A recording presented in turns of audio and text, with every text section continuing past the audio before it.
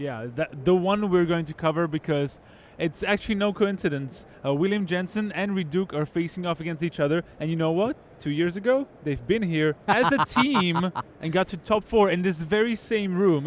I still remember they were playing on the other side of the room mostly. The hall was laid out a little differently. Funny, but they did get to do the top 4 and almost won the title. Yeah, but as Peach Garden knows. Yes, still, so they showed their prowess as a team, and now they're here individually. Yeah, All right. now they got a battle. One of them is going to clinch top 8 here, and one of them is not going to be eliminated. They're still going to have the chance to play for it next round. Let's see who locks up that top 8 spot in GP Barcelona.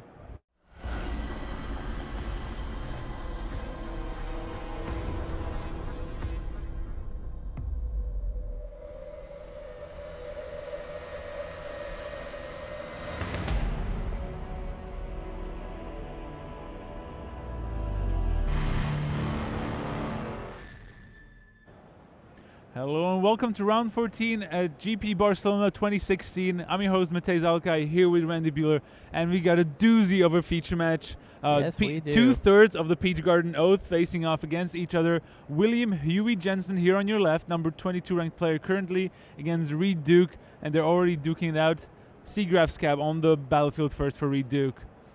Yeah, Reed's also ranked. He's top 10, right? He's like 6th or 8th or something? Yeah, he's having a great year.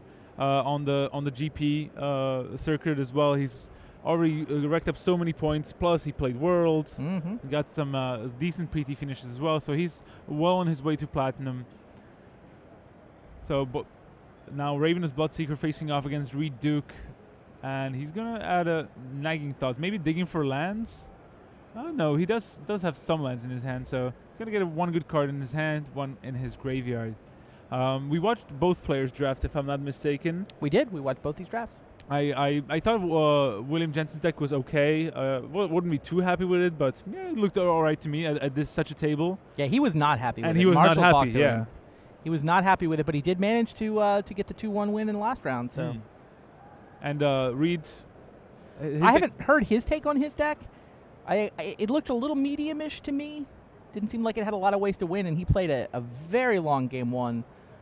Last round. Took 35 minutes to win the first game. Won the second game fairly quickly, though, to get to 2-0. Yeah, so a swing with the Ravenous Bloodseeker brings out the block. No power, no +2/-2 from that Bloodseeker. And it's still 20 apiece as William Jensen lays down a Sanguinary Mage, while Reed Duke has a Drown Yard Explorers and gets that clue. I think he has quite a few of those Explorers, I would believe. And I think they're going to be pretty good in this match. Yeah, it's a good point. Looking at William Jensen's deck, he's firmly black-red, 8 Mountain, 9 Swamp. He actually was running double Skeleton Key. Yeah. Which I wasn't sure how good that card really is, but well, I mean, I think he's just looking for ways to get value out of this deck. Like you said, he wasn't in love with the way it came together. It didn't have any one super coherent strategy, but Sanitarium Skeleton Key kind of go together. Sure, yeah. They do a thing. He has the Macabre Waltz. He's playing 2 out of 3 that he drafted.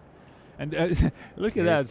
Speaking of which, attacks with it, but it can get blocked by the Seagraph's Cab. So they're just going to trade the creatures. Then I think Huey is happy to have gotten rid of the Seagraph's Cab because he can now equip the Sanguinary Mage and start swinging with that. Yeah, plus it was a skeleton that he discarded that he can actually get back. So it's effectively a 1-for-1 trade. One plus a bunch of mana for one. Yeah, Skeleton really working overtime here at the tournament. He's seen plenty of action. When we were watching Marcio Carvalho playing against Fabrizio Antelli last round, both players had Sanitarian Skeletons in their decks. One of the players had to call the Bloodline, but it was a little slow at that point. As Reed Duke sacrifices a clue, digging for cards. Reed's got 18 lands in this deck.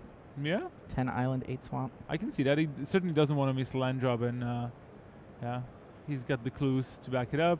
And there's a dead weight taking care of that Sanguinary Mage after it had blocked the Dranyard Explorers. I think that was an interesting play that Reed attacked into the 1/3, and Huey might have been thinking like, oh, this might be a bluff, but it wasn't. There was a dead weight to follow that up. And so let's see what Huey comes up with now. Okay, Mad Prophet. Well, looks like that will resolve. And Huey is looking for the value. Already has a skeleton, so you can start. Return skeleton, discard it, draw a new card. And yeah, but he'll be able to. He has to play all the lands that he draws just to keep that going, along with other cards. He also has Throttle in his hand. He doesn't want to fall behind too much on that board, but Reed Duke has no pressure so far. And blue-black is usually not a very aggressive color combination. It can come together, but it's highly unlikely. Yeah, it doesn't usually come together aggressively, that's for sure. We were talking during the draft about how Reed was actually going to win with this deck. I mean, so many, 2-4s on the ground. 3-5. Can't really count on those. They're mostly blockers. I think I didn't actually see the first game, but I could certainly imagine Rise from the Tides being important. Yeah. That seems like a card that can generate. Yeah, and it actually plays really well against the plan of William Jensen, who's looking to get like the small advantages with the skeleton, the Prophet, and the Macabre Waltz. And if Reed just then in the late game makes, I don't know, 7-8 2/2 zombies, unless like Huey has like a huge board, there's not much he will be able to do about that. So not using the Prophet to loot, using his ability, but he equips it with the Skeleton Key. Can't be blocked because it has Skulk, and then Madness is out. Geese's Bidding getting 2 2/2s. That was a sweet turn for Huey. And he already could be setting up Ever After. He has it in his hand. Can't bring back that much, but it's better than nothing. He can definitely discard something to the Mad Prophet if you really want to. This is going to be a really grindy match, I feel. Like both players having quite slow decks. Both players even have an Ever After. Exactly. Oh, pour over the page from Reed Duke, so he's going to get some new cards to work with. Can he find a Madness enabler here? Oh, or Madness card, rather.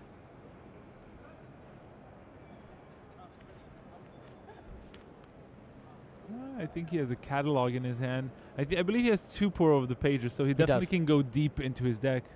Yeah, I count 10 instants and sorceries total. Okay, wow. So Rise from the Tides +9. That works. He discards a Swamp to the pour over the pages, plays the land too.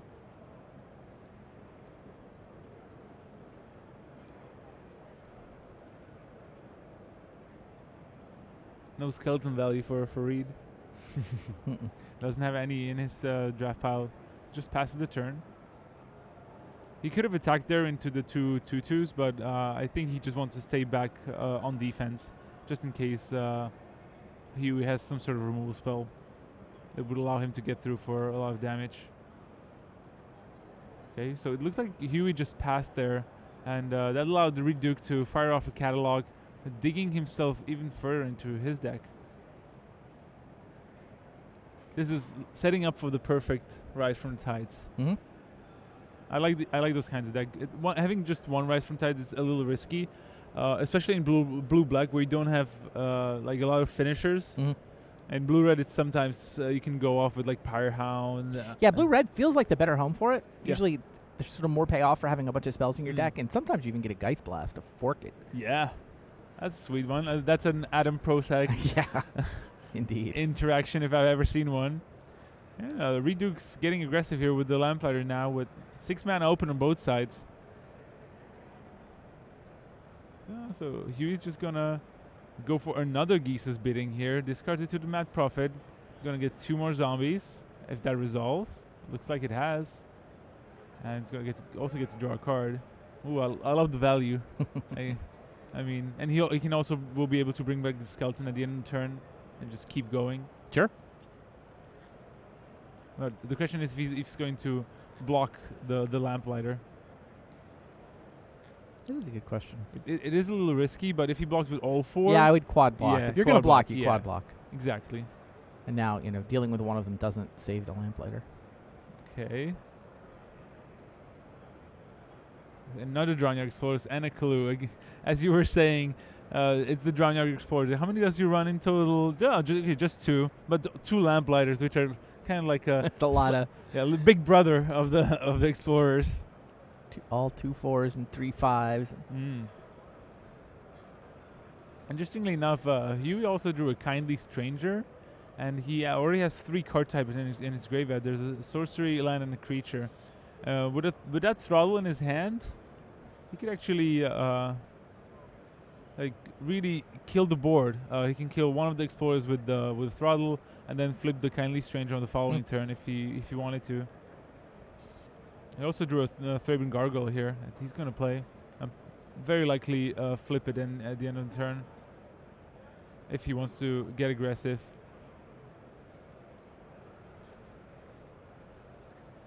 Reed just sacks his clue, draws a card, and it feels a little weird for the black-red deck to be winning the value war, but he is, right? Yeah.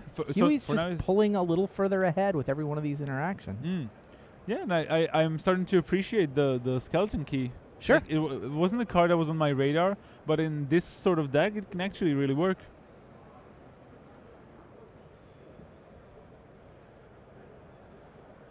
And now he was also keeping up the mana for the throttle, and he's going to wait for Reed to do something here. And it's just 4 of the pages, draws 3. And this kind of feels like a deck that just drawing cards to draw more cards, to draw more cards. And there's no payoff just yet. Just the one rise from the tides. That's basically the plan. I guess ever after kind of counts. Sure. What he's going to do, like ever after back to Lamplighters? Yeah, fair. There's one 3/3 flyer in there. I think. Okay, fair enough. And I mean, Reed has so many cards in his hand. He's like 6. Yeah, 6 cards in his hand. Gargoyle does flip. Yep. So it's a 4/2 flyer now. Is Reed going to take it, or is he going to use a removal spell? He has to have something good in his hand. No, but he's taking it so far, down to 14. The life totals are updated on the wrong side here. And there's a 3/3 flash. Yeah, the life totals are definitely the other way around after that attack. We're going to try to get that fixed. There we go. 114. Okay. There we go. Yeah, Huey. This is one of the reasons why I like Mad Prophet. If it stays on the board for a couple of turns, like the advantage you get from it is just so good, and also doesn't die as easily as the Reckless Scholar, because they basically loot on the same turn. Sure. But I'd rather have the haste and the power. Ooh, there's a throttle on the Stormchaser Spirit as Redo cast an Accursed Witch. Yep. And it looks like Huey's gonna try to pull away with the game here. He now has Delirium, which means if he plays the Kindly Stranger, he can play it, flip it, kill one of the Drownyard Explorers, crash in for a lot of damage if he wanted to, but there's still going to be another Explorers as well as the Witch blocking. So I think there's not the 4/2 in the air. Yeah, seems exactly. Fine. Yeah, not good enough just yet. But I certainly won't mind having a 4/3 on the board as well with that Kindly Stranger. Or we'll see. There's Jace's Scrutiny. Makes it into a 0/2, and Redo gets some more card drawing, because why not? And this is actually an interaction that I think can be really valuable in the long game. Kindly Stranger and Ever After. Oh, sure. Like he can kill a creature now, attack, trade it, bring it back, kill one more. It feels like the way this game goes, though. Reed's victory condition is Rise from the Tides. Yes. Absolutely. Yeah, one Kindly Stranger is not going to deal with however many zombies it is. Well, we'll see if when is he going to pull the trigger. I mean, with having drawn so many cards, I imagine it's going to be very soon, just because he can't afford to fall behind on the board too much.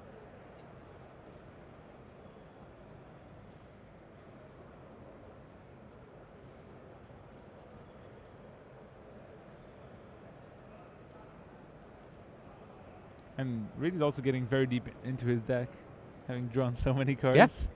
That's one of the advantages. If you're drawing a lot of cards, you get to see a lot of cards in your deck. And if you have something really good, then you get some value. The Witch attacks for both players at 14 now.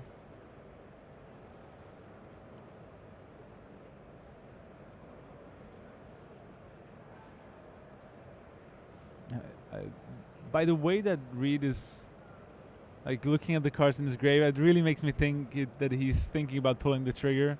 And he might just wait. Yeah, the Aberrant Researcher, not bad. as well as a Reckless Scholar, so some more card drawing. Yeah, end of turn he's gonna kill one of the guys. It's gonna be the flyer. Sure. Yeah, clearing the way for the Stonewing Antagonizer, 4/2 flyer.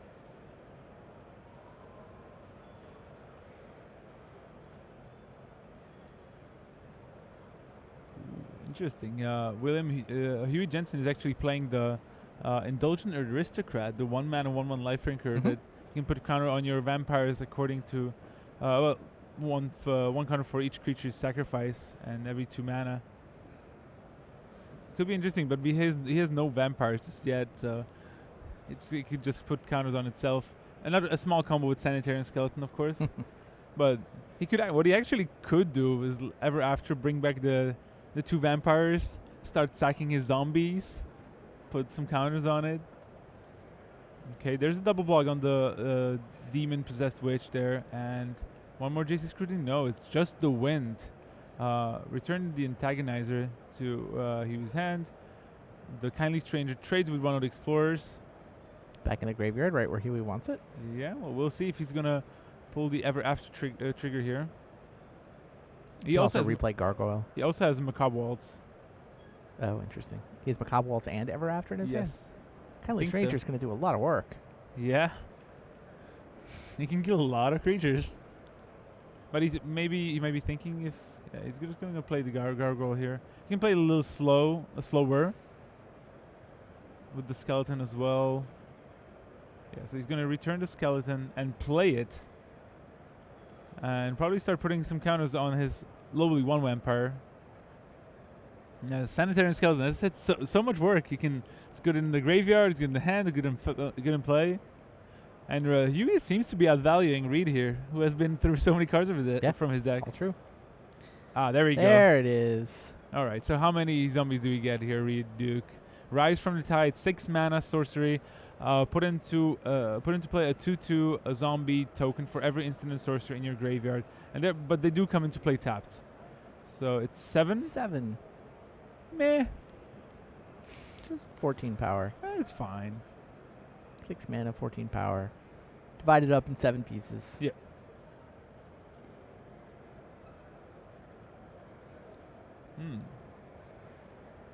It does feel like Reed needed to pull the trigger. Yeah. But I don't know if 7 zombies is enough. Like to win the game? Yeah. Like, do you think there's a real risk of decking himself? Like, sure. He drew at least 6 extra cards from the 2 pour over the pages. He sacrificed at least 2 clues. I think Huey can win this on damage, but yeah, he could. There's also Reckless Scholar, which can do work on both sides, actually. Fair. Oh, Geist Blast. For Huey Jensen here. Yeah, the board looks like somewhat even, but it's not taking into account the fact that it's actually 7 to the zombie. It's a lot. Like, even if Reed just attacks with everything, he would get in for a lot of damage. But there's a Macabre Waltz. Return the Bloodseeker and the Kindly Stranger. He's going to discard. Okay, he's going to discard the Bloodseeker and play the Kindly Stranger. Interesting. And Reckless Scholar also gets into the action. Discarding a land here. So yeah, Huey really had to set up his defenses here because I think Reed will come swinging here. Well, we can get to see quite how many cards that is. Not too many. Not though. that many. Definitely less than 10. Remember, Reed can use the Reckless Scholar to target Huey if you wanted to. Yeah, but isn't Reed up like 10 cards or something? Yeah, for sure. And Huey hasn't been using that Mad Prophet every single time. Right. Yeah, he's been actually quite cautious with the activation. Hasn't used it in a while. Yeah. Huey also has 3 mana up to use that Kindly Stranger because before he does have Delirium. Hey, Reed digging. He must have something specific in mind that he's looking for. Yeah. Oh, we can have a look at his deck list to see what it could be. And it is on Reed to attack. Yeah, definitely. Oh, Era Falconwrath. Not bad. Okay, that's a flyer. Works. Because actually, he's probably drawing to the ever after. Means that he probably won't ever get decked. And he might be looking to set up a late game where he just brings 2 creatures into play every turn. Interesting. Because remember, ever after says for 6 mana you get to bring 2 creatures from your graveyard into play. And then it gets put on the bottom of the library. But if you have no library, it's going to be the only card. That is what you're going to draw. And it is, I think it says up to 2 creatures as well. So you don't even need to have any targets in your graveyard. So I would imagine that's one way to finish off a game. And Huey found a Markov Dread Knight though. Hans Bake, 5 mana, 3/3 flyer. Pay 3 to discard a card and put 2 counters on it. I think the Kindly Stranger would have been really good in Reed's deck. Sure. I think he would have really liked to have such a creature. But it's Huey with the card, so...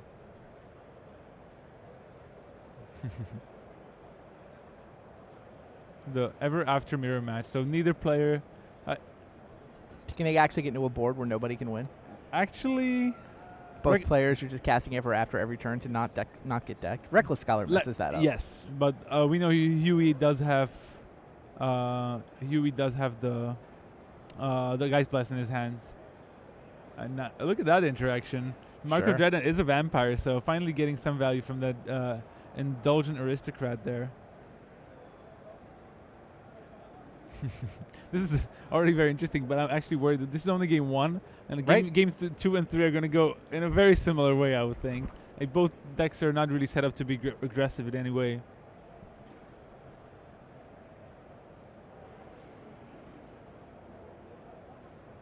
He was attacking. Markov Dread Knight plus Sanitarian Skeleton can actually mean that Huey can have a lethal attacker very soon. It's going to bring back the skeleton and replay it. And still play a land there. Reed is digging. Still drawing cards. He probably really wants that ever after. Discards another island.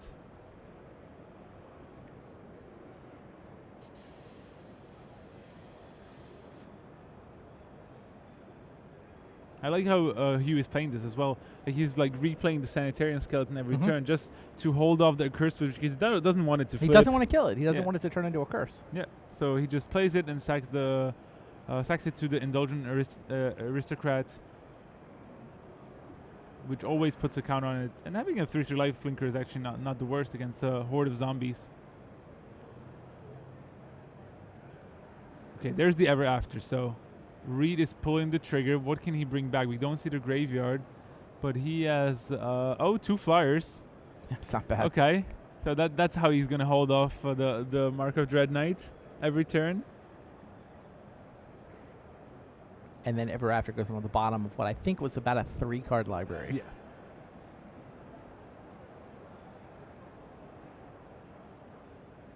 Now Huey's thinking. Wow. Yeah. Huey's like, whoa. Okay. I don't know how well these guys knew each other's deck lists. And if they weren't at the same table, I'm sure they would have shared decks. I don't know if they would have in this scenario or not. He looking is like, can this deck you? Because with the researcher in play, like if Reed flips the ever after in this graveyard, it's over. But he has the Reckless Call to control the draw, so if he knows where it is, it's going to be... it's like all these interactions coming up, and it's definitely not an easy spot for Huey here. He's going to flip the Kindly Stranger, and he's going to kill the Reckless Scholar. No, the Spirit. Okay. He pointed that way, but he's going to kill the 3/3 Spirit here.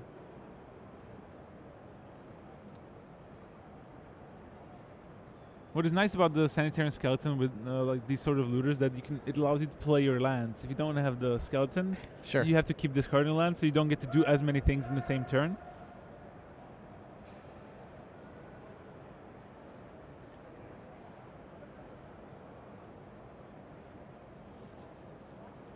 Yes, now the attack with the Markov Dread Knight will very likely force a chump block from the Aberrant Researcher. And then what has Huey drawn here? Okay, he's gonna go with the return the skeleton, play it. Probably gonna play the land too. Yeah, why not? Pass the turn. This kind of magic is exhausting. we will get to see what the end game is of each player. Oh, Reed's still drawing.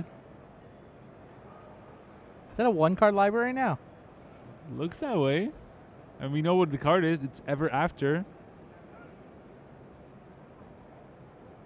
Curse Witch still swinging. Yep. Huey blocks. Sacks it to the Tormentor. Sorry, the Aristocrat. And yeah, Reed Duke has what looks like a 1-card library, which is which we believe is Ever After. He also uses the Mad Prophet for the first time in a while, after having returned and then discarded the skeleton. I think he drew both Twins of Morar Estate here. He's gonna go in for the kill. It looks like he has the 2 flyers to Mark of Dread Knight, and that's it. So, yeah, Huey did win the game 1 with his Markov Dread Knight, and you can see like raised eyebrows. It's like, is this how it's gonna go every game? And both players like instantly looking towards their sideboards to maybe try to figure out a better way to approach this matchup. I can imagine Reed Duke boarding in something like Deny Existence, just to get to exile the skeleton if Huey is going to rely on replaying it, or he can counter the Markov Dread Knight too. Yeah, you see, like he was just looking at it. It's like, this could be good. And he has some white cards sleeved up. Yeah, Plains, Angelic Purge, Magnifying Glass. What? I don't think he needs more card advantage. That's for sure. He drew his deck, basically, and still lost the damage. So the matchup next to these guys has actually already played out. Okay.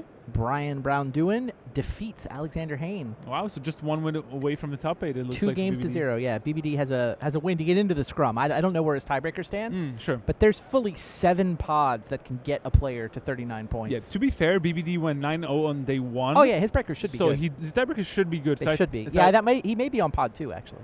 Yeah, actually, that's possible.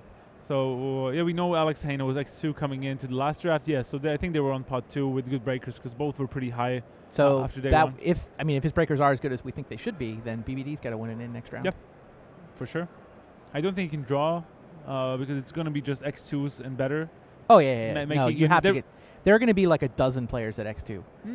Or X2 or better. Better, yeah. I would say like 10 or 11. We'll see how many pods, how it breaks down between the pods, because sometimes even just 1 draw on like pod 5 can change the whole setup. So yeah, it's hard to project, but it could be 10, could be 12. Yeah, you're going to have multiple players missing this top 8 on X2. Yeah. BBD will be looking for his 5th Grand Prix top 8.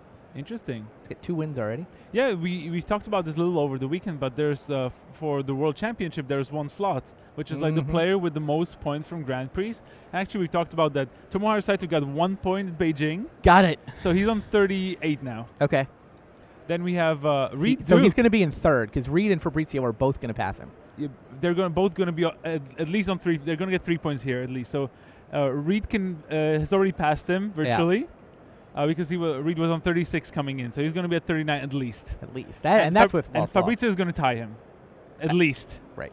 And possibly more. I still feel like we could easily have both those players in the top 8, even if Reed loses this. Exactly. Yeah, that's what makes it exciting. And remember, Brian Brown-Duin's actually 5th in that race. He's good point. A little behind, but if he wins, he could be in the thick of it. And this is a good play though. Ooh, nice and aggressive. Twins. Yeah, turn 3 Twins of Morar Estate. And Reed Duke only has JC Scrutiny to prevent the damage from the Bloodsucker, but Huey does also have a Geist Blast in hand, so maybe to clear the way. This might be worth it. Kill the Witch and an attack for maybe even 6 damage. He has to figure out if it's worth it. Has the skeleton too. Yeah. This is the thing. Will if Huey would go for such a play, would Reed be able to stabilize? I think this is what Huey has to be asking himself. Like, do I want to risk getting the curse on myself? And nope, he doesn't want to trade off there. He's just going to play a Kindly Stranger, it looks like, and the skeleton too. Skeleton seeing some action here. I love it. I've never seen the skeleton being cast so many times. Total, I think. Yeah, there's a Lamblighter, so the play I mentioned with the Geist Blast and starting to be aggressive would be really bad against a Lamblighter of Selhov. Just a 3/5 for 5 here. No trigger there. And I spy a way to maybe get some damage through. Skeleton Key. That's going to give a creature Skulk. And he can only actually put it on a 2-power creature here and swing for 2. Put Reed down to 15 and filter his draws. Too many Macabre Waltzes here for Huey Jensen, but he still discards the land. Still far from a Delirium. Just the land in his graveyard. And knowing Reed and his deck, I would assume he was going to pour over some pages here. Does seem about time for that. But he has to figure out if he then won't be too far behind on the tempo. Probably not. Yeah, pour over the pages. Not really surprising. I mean, the problem is Reed went through his entire deck last game, made the giant rise from the tides, and it wasn't good enough. Yeah. No, because Huey wasn't too much life, set up good defenses with his creatures, with the zombies of his own, then with the Indulgent Aristocrat as well. Yeah. Another update. Fabrizio Interi does not win. Wow. Does not clinch a top 8. Viktor's Kazanskis gets to 39 points. Yeah, from Lithuania or from Latvia, it looks like, yeah. LV. Yeah, Latvia. That's Latvia for sure. So Fabrizio does still get to play winning in next round. Yeah. Interesting. Could get paired against the loser of this match. We'll see. There's actually, there were 5 players on X1 at this pod, so yeah, there's a pair down match going on. Could be that we have 3 players on 39 going into the last round, and one of whom gets paired down. Yeah, it was interesting because as the Sanitarian Skeleton is attacking here, offering up a trade with the Rancid Rat. That was actually the pod number 1 was one undefeated player at 12-0 and 7 players at 11-1, but the undefeated player lost. Right. So to Viktor's Kazanskis, I think. Yes. I think so. Kazanskis now clinching that top 8, and definitely his first one. I've not seen him around, but he'll be over the moon.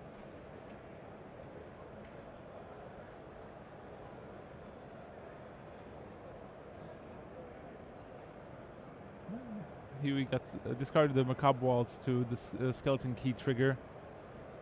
It looks like.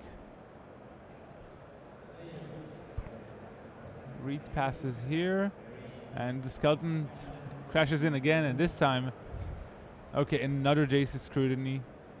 But I don't think Huey minds having the Skeleton in the graveyard. He already has 3 card types in the graveyard too. And just going to play the Markov Dread Knight, so 3/3 flyer for 5 that can pump itself. And looks like it has resolved. And Reed is going to investigate and look for some answers to the potentially giant flyer. He was actually also not that far of activating the Kindly Stranger, because he has 3 different card types in his graveyard. And I saw a Geist Blast in his hand too. So that means that if he managed to draw a land, he can play land, Geist Blast, flip the Kindly Stranger if he wanted to. Go that route, but he also, I think, has another Twins of Morrow estate, so he might want to just put some more counters on the Dread Knight and get some value there. There's a Drownyard Explodes from Reed Duke here, as well as Heir to Falconwrath.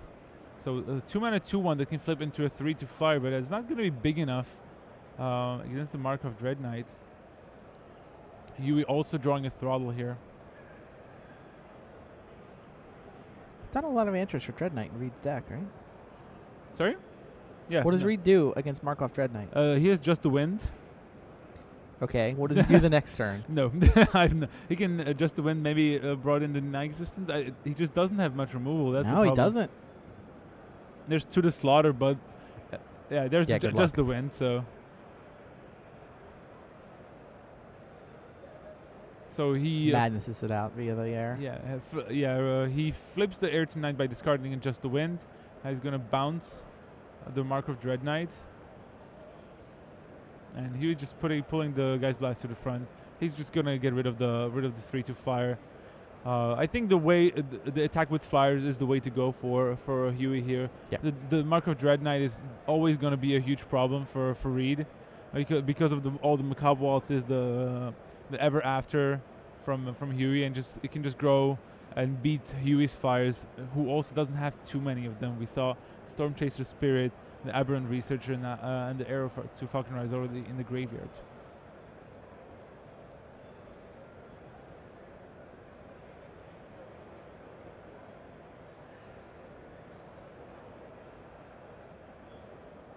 What can we do here? Okay, so he starts attacking with the curse switch.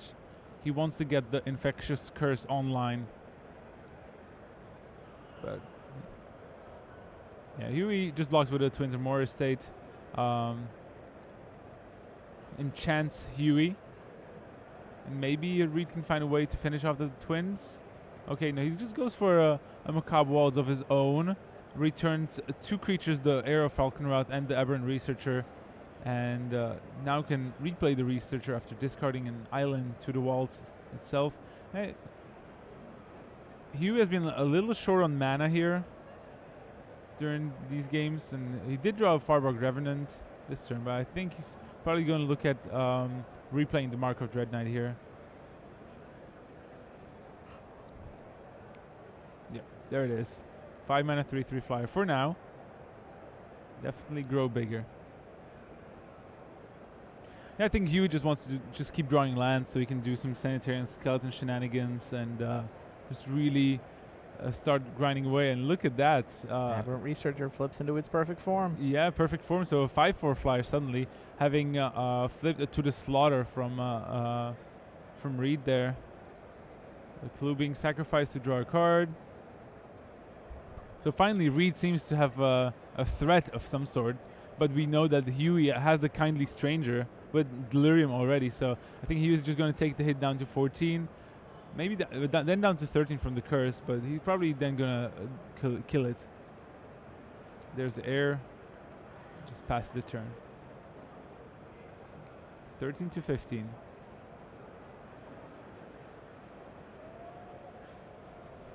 No more lands for Huey here. Does have Throttle. He is enough removal if he needs it.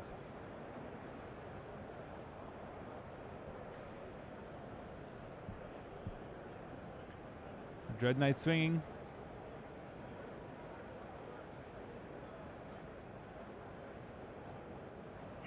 And we now know that Reed actually has no good answers to the Dread Knight once it resolves and was bound once. True. Also no to the Slaughter. And yeah, there's the flip of the Kindly Stranger, killing the perfect form, 5/4 flyer. No, he's gonna add to the board. Okay, he's just gonna equip his Ravenous Bloodsucker with the Skeleton Key. Maybe setting up for a future turn. No, there's a Rancid Rats for Reed in play. That can always block the 1/3 Bloodsucker. So does Reed have Ever After now to bring back the 2 flyers again? Or something else?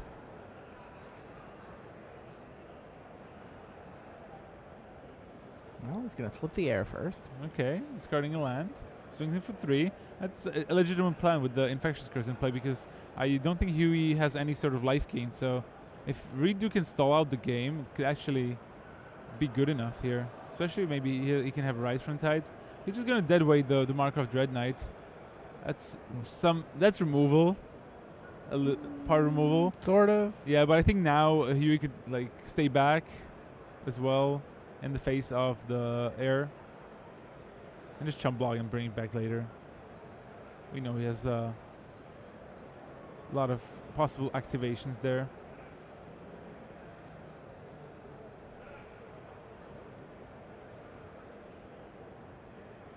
Okay, so the Bloodseeker trades with the Rancid Rats. So the boards are getting somewhat empty here.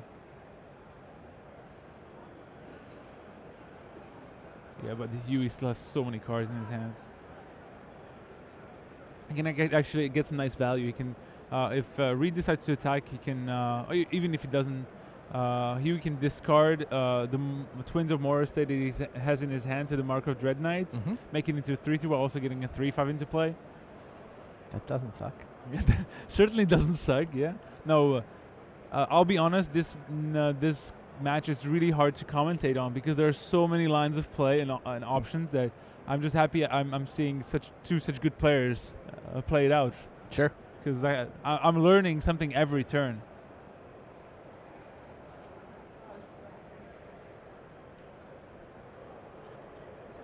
So, yeah, there's the Twins of More Estate being madnessed out. The Mark of Dread Knight gets back to a 3/3. Huey down to 8 though. Yeah, the curse is whittling away. Slowly but surely. There's a Geese's bidding. Farborg Revenant 2. I think that the Revenant can really hold off the Infectious Curse from doing too much, just because it doesn't look like Reed has any more 1-power blockers, and he can also equip it with the key to start going through some cards. But no, just decides to pass here, holding off on that Revenant. I think he knows that Reed really can't present like much tempo or like a lot of damage, unless he goes for an Ever After for 2 flyers. No, Rise from the Tides. How many zombies? We'll see. Could be important. So 7 again. 7 again. There's the Twins of Moor Estate. No, it's a Geese's bidding. Okay, he already has double twins. Through the Dread Knight? Yeah, through the Dread Knight. So the Dread Knight now a 5/5. Huey down to 7. Reduke up to 16 from that Infectious Curse. Yeah, Huey now drawing the lands that he needed before. Sanitarian Skeleton, definitely one of the cards of the weekend, that's for sure. It's been doing work. But can Huey hold off 7 2/2 zombies, as well as the 4 other creatures that Reduke has? That's the question. He has the Farborg Revenant. That's a good blocker. And a Sanitarian Skeleton as well. He has one in his graveyard, one in play now. And I'm not sure if Reed has enough to go for the kill here. He has, there's 4, 7, 8 creatures for Huey, so he can block 4 of the big creatures. There's a catalog for Reed there, digging. So for now, Huey can block the 4 bigger creatures and 3 of the zombies. It's actually, I think that actually might be lethal. Just barely though. Even if the Huey gains 1 life, pour over the pages. Reed digging. Let me do the math again. 8 creatures block. It's 4. Yeah, 4 zombies getting through. I think it's lethal. Unless Huey has something, of course. Now Reed's doing the math. He first tried to draw some cards just to maybe find something that would make the math easy. But together with the Infectious Curse, I think the attack is enough. Because Huey can only block 8 creatures, and Reed has 11 creatures. Since they both have at least 2 power, that's 8 damage, even if the Farborg Revenant gains 1 back. But if Huey has a trick, then Matt doesn't check out, and Huey would survive. Right, and Reed has to be worried about the crackback, right? No, yeah, of course.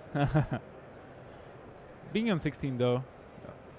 Okay, he doesn't go for it. Jeez. Wow. Maybe scared. Yeah, Huey's going to return a skeleton here to his hand. Okay, I might have miscounted. My chat is, yeah, you were. My chat is right. It wasn't actually enough because of the Farborg Revenant. Sorry, guys. So that's why Reed is holding off. He's a much better player than I am. It shows. But now I think Huey will be able to stabilize. He does have the throttle now. And now, so Reed was 1 short of killing Huey then. Even with the curse? Maybe that would have been maybe enough. As I said, Sanitarian Skeleton doing work. Yep. This has been an intense match, really. The math is not easy.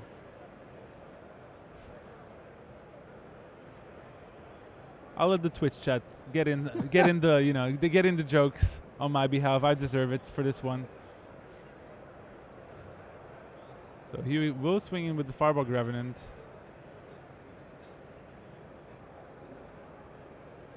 Okay, gonna play a skeleton. More skeletons. More skeletons, indeed. He lost his card advantage engine though. With both skeletons in play, he needs to find a way to get him into the graveyard if he wants to keep up any sort of shenanigans. But Reduke, again, he went through his deck. And I think he's also getting low on cards again. Yeah, 7 zombies is just not quite enough. Indeed.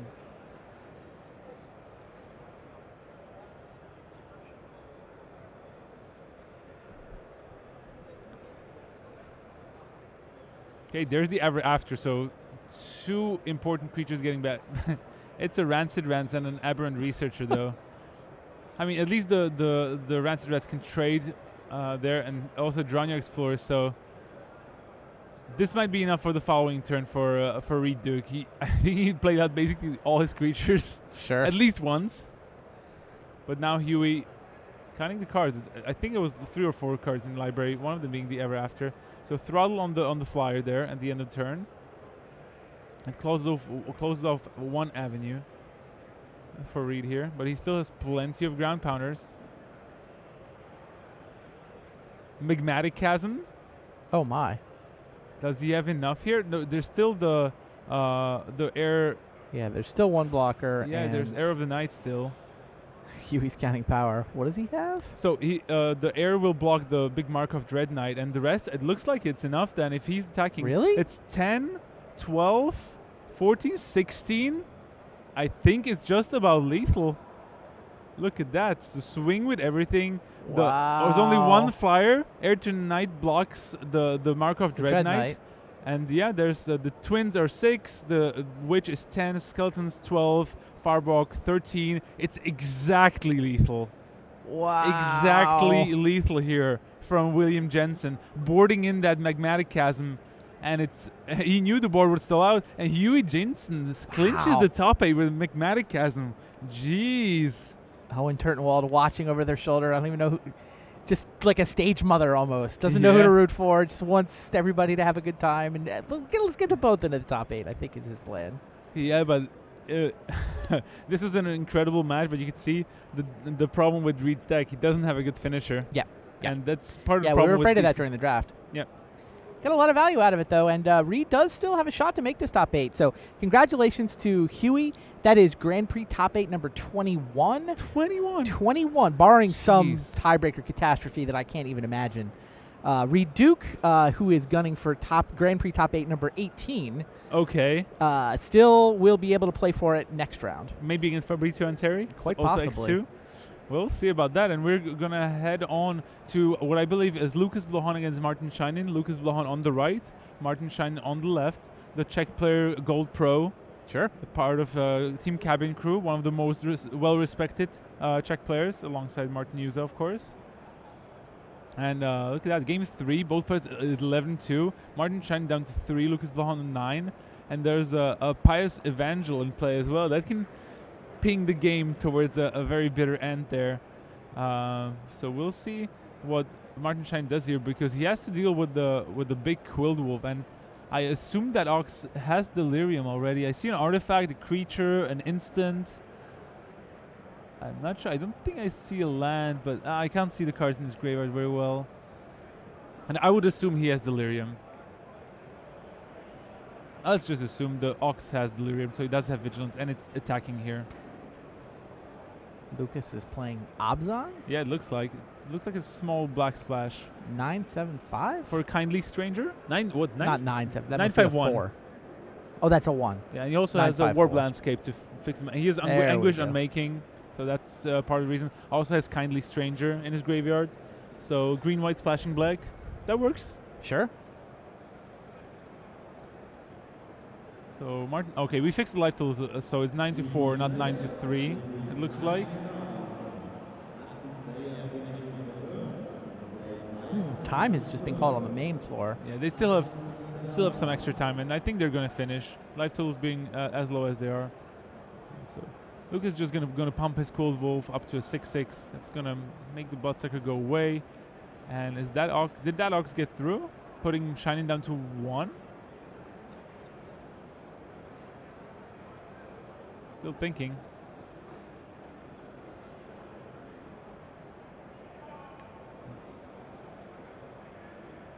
Oh, he has just the wind. Okay. So he'll be able to bounce that Cold Wolf after it was pumped, or even before. Doesn't really matter. He looked like he took some damage here. Goes down to 1 from the Delirious Ox. Okay. But now being at 1 against the Pious Evangel, for those who don't know what the flip side does, it flips into the Wayward Disciple, which is a 2/4, which says that whenever a creature you control dies, your opponent loses 1 life, you gain 1 life. So he exposes it by tapping out, maybe to like a Fiery Temper, but he gets to replay the Quill Wolf, then gains 1 life, goes up to 10. And Martin Shine just drew a Highland Lake this turn, so no action for him. And might be tough for him to win from this spot. He can't really attack, and he won't have profitable blocks, that's for sure. Lucas Blahon, seasoned veteran on the GP circuit. He's actually, I was looking at lifetime pro points for my sakes, but I actually noticed he has like 240 already. Wow! Without being platinum for any stretch of time. It has only 1 Pro Tour top 8. Did win a GP recently though, GP Brussels, with his Esper Dragons deck. Sure. So, and Martin Scheinin does have some sort of resume. I don't know if we have any stats on him, but I've seen him around in GP top 8s before in Europe over the years. He has at least 1 GP top 8. And I believe Limited is his specialty.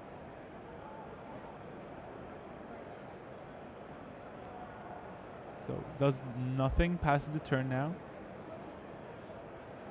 And Lucas did draw something. But he can just keep attacking with his Wolf and his Ox.